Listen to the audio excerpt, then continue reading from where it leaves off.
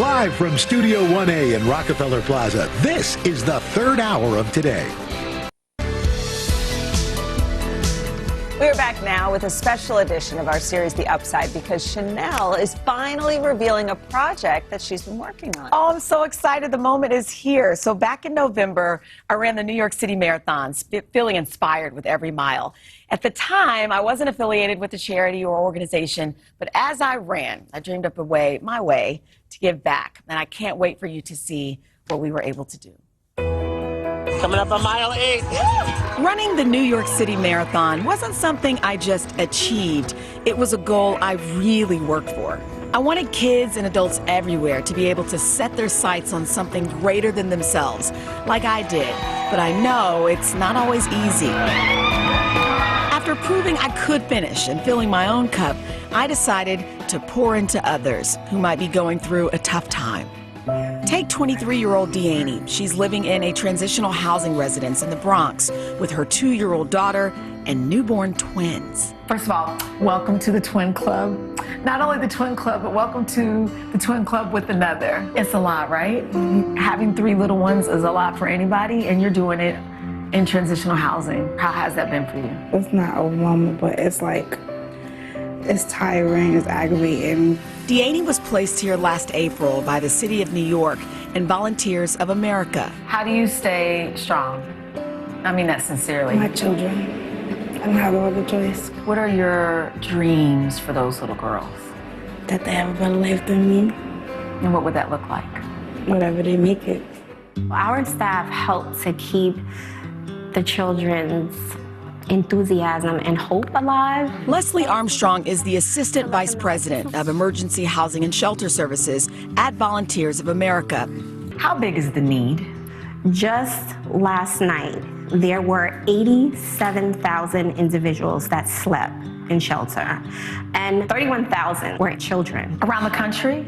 No, in New York City. The average family stays for 1 year in these temporary homes before they move on to more permanent housing. It's not just because they woke up and decided they wanted to be homeless. They may have lost their home due to a fire, loss of income.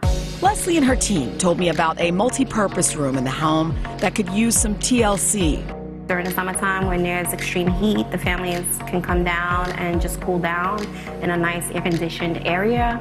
We also allow the families to come down and utilize the books that are in the space and receive some homework help. In order to build a solid foundation, we reached out to Lowe's for some help. Their Hometowns program works with Volunteers of America to renovate community gardens, animal shelters, firehouses, and more. Is there potential? Can we do something with this space? It's a lot of potential here. Step 1, a big brainstorm session with Lowe's Senior Director of Project Design and Trends, Clayvon Lowe. First of all, one of the most cost-efficient ways to warm up a space is with paint. I want warm tones, but not so mature that it feels like they're walking into like their grandpa's room. Updating the faucet to a nice matte black, contemporary-looking faucet. Bringing in some nice faux plants, and then also looking at potentially having a reading nook here. I love that. So the reading nook, I just want at least one of them to be like a comfy curl-up chair. So we have some chairs for the reading nook. I think so. A little more kid-friendly, like Channel 5th grade. 5th grade. Over the next couple of weeks, myself and the incredible Lowe's volunteers brought our blueprints and mood boards to light, with each installation and upgrade breathing new life into the room's tired bones. Soon, it was time for the space to be seen and enjoyed. Oh, okay. That's nice. Oh, wow. So I met up with Deaney to see it for the first time together.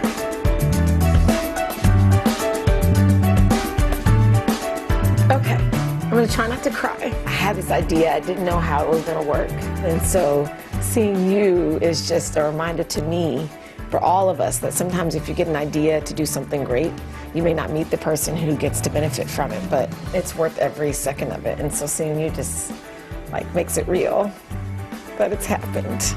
And I hope you come down here and dream too. I am gonna come be a big kid. That's all I want. Thank you. Before I go, one last finishing touch. okay. I'm not going to cry. Woo. That was great. So I haven't seen this, but Deanna sent us some photos of her and her daughter. They're already using the space. They go down there. I told them, I said, put your pictures on the bulletin board so then when she goes back down and your kids go back down, they see their artwork there. So a big thank you to Lowe's for all of their hard work. Let me tell you something. If you hear my voice, and you know, maybe a Boys and Girls Club or a gym or a church undercroft, as we used to call it. But if you have a place that needs some help, Lowe's, they have it's called Hometowns Program. And they're accepting applications all over the country until February 19th. And this is what they do. They find spaces and they go. Shout out to Clavon and all the volunteers. I had a chance to, I mean, they're just doing this for free, the volunteers, just to help people that they'll never meet. That was inspiring. That was inspiring. Thank you. A way to use the platform for good. That was the goal. That was the goal. All right.